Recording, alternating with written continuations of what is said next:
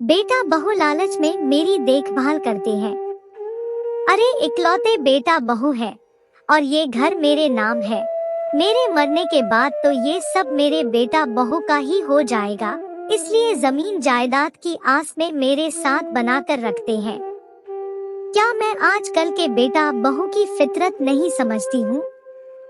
ये आजकल की पढ़ी लिखी लड़कियाँ 24 घंटे सास ससुर के साथ कलेश करती रहती हैं और अपने पति को जोरू का गुलाम बनाकर रखती है।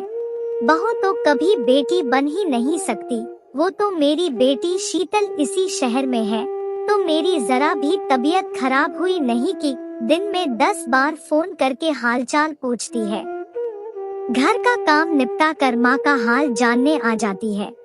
कुछ भी कहो, जो दर्द माँ बाप का बेटी को होता है वो बेटे बहू को कभी नहीं होता। नीलम जी ने अपनी सहेली दामिनी से कहा, जो उनकी तबीयत खराब होने पर उन्हें देखने आई थी। नीलम जी को अपनी बेटी शीतल से बहुत लगाव था।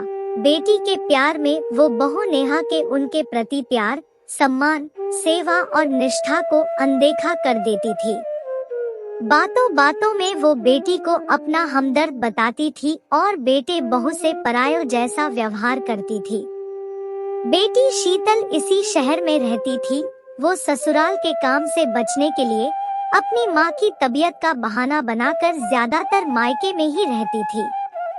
उसका एक दिन के लिए आना भी नेहा के लिए मेंटल से लेकर इमोशन स्ट्रेस पैदा करने के लिए काफी होता था। तब भी नेहा अपने चेहरे पर जरा भी शिकन नहीं रखती थी। बहू कभी बेटी नहीं बन सकती और उसके आने के बाद बेटा भी पराया हो जाता है। इसी वाक्य से नीलम जी की बात शुरू होती और खत्म होती।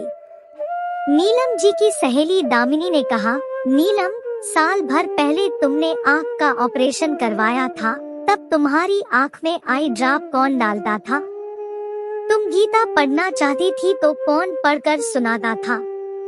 हॉस्पिटल में साई की तरह कौन तुम्हारे साथ था? खाने पीने की व्यवस्था किसने संभाल रखी थी?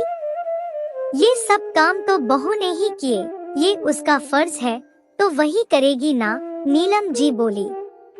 तुम्हारा बेटा सारी जिम्मेदारी बहू को सौंपकर बेफिक्र होकर काम पर चला जाता है, क्योंकि उसे पता है उसकी पत्नी अपना फर्ज अच्छी तरह से निभाएगी। खाना पीना, दवाइयाँ सब तुम्हें टाइम पर दे दिया करेगी, इसलिए तुम्हारा बेटा तुमसे बार बार पूछता नहीं था। तुम्हारी बहू ने घर, बच्चे, बाजार का काम सब कितनी अच्छी तरह से संभाल लिया है। घर आए मेहमानों की भी खूब आव भगत करती है। भगवान करे ऐसी बहू सबको मिले। तुम्हारा अपनी बेटी के लिए इतना मोह है कि उसके आगे तुम अपने बेटे बहू की कद्र नहीं कर पाई। तुम्हारे बेटा बहू तुम्हारे लिए जितना कर सकते थे उससे ज्यादा ही किया है। हर सुख दुख में बेटा बहू साथ खड़े रहते हैं। एक बहू अपने ससुराल के लिए जो कर सकती है वो एक बेटी भी नहीं कर सकती। बहू ही है जो घर के भाग्य बदलने की हिम्मत रखती है। बहू गृह लक्ष्मी के रूप में घर में धन धान्य लाती है।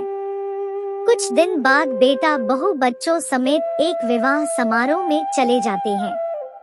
वहाँ से सप्ताह आगे घूमने का प्रोग्राम बन जाता है। नीलम जी अपनी बेटी शीतल के ससुराल आ जाती है, क्योंकि शीतल के यहाँ खाना बनाने वाली कुक थी। अगर शीतल माँ की देखभाल के लिए मायके आती तो उसे खुद ही घर का रख रखाव, खाना पीना और माँ की देखभाल करनी पड़ती। इसलिए शीतल ने माँ को अपने पास बुलाने में ही भलाई समझी। बेटी के घर आकर नीलम जी को बेटी का असली रूप दिखा। शीतल देर तक सोती रहती थी। उसकी सास खुद ही चाय, नाश्ते और भगवान के भोग की व्यवस्था कर लेती। घर के नौकर ही सास को खाना सर्व करते। सास की थाली में क्या है क्या नहीं, इससे शीतल को कोई मतलब नहीं था। अगर किसी बात पर शीतल की सास अपने अनुभव से उसे समझाती तो वो उन्हें उल्टा जवाब देती। वह अपनी सास का दिल जीतने की कोशिश नहीं करती थी। उन्हें सम्मान देना तो दूर, शीतल को अगर कहीं बाहर भी जाना होता तो वो सास को बिना बताए बस पर्स उठाकर चल देती। ना उनके साथ बैठती और ना उनसे बात करती थी, जबकि उसकी सास बहुत अच्छी महिला थी। अपनी बेटी के गलत व्यवहार को देखकर नीलम जी को अपनी बहू की अच्छाई दिखने लगी। कैसे बहू उनकी हर जरूरत का ध्यान रखती है, उनके साथ बैठकर खाना खाती है। अपने बेटा बहू के वापस आने पर नीलम जी अपने घर आ गई। नीलम जी ने अपने बेटे बहू के दिए हुए प्यार और सम्मान को लालच का नाम देकर बहुत गलत किया।